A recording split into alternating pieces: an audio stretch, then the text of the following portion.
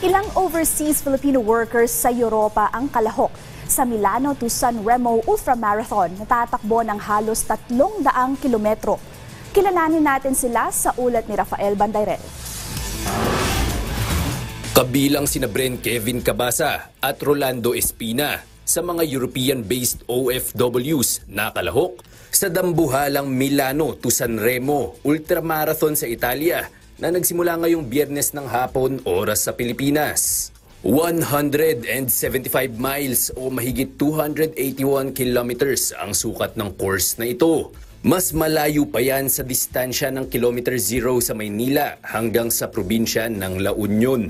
Kadalasan, inaabot ng mahigit 2 araw ang mga kasali rito upang tapusin ang buong kurso.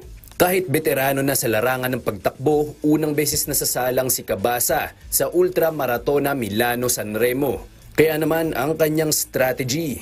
Kumbaga maglalaban yung isip at katawan mo dyan. Tamang pacing na lang, tamang takbo para hindi agad tayo mapagod.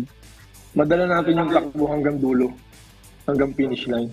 Ito naman ang ikalawang beses na tatahakin ni Espina ang Milano to San Remo course. Si Espina ang second placer ng karerang ito noong taong 2022. Pero ika niya, bonus na lang kung mahihigitan niya ngayong taon ang kanyang personal record.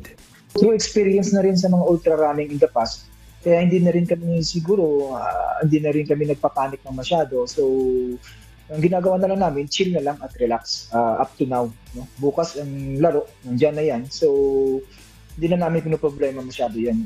Actually, relax na lang kami since Rome Marathon, pahinga na lang.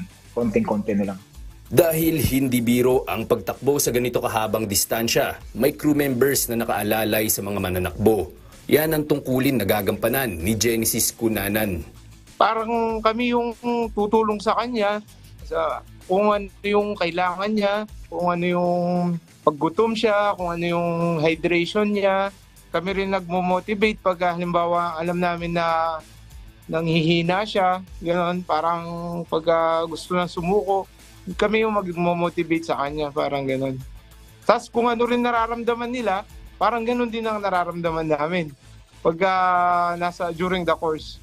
Nagsimula na ang Milano to San Remo Ultramarathon kaninang 2:40 PM dito sa Pilipinas at magtatapos ito sa Linggo sa Italia o Lunes sa Pilipinas. Rafael Bandayrel para sa Pambansang TV sa Bagong Pilipinas.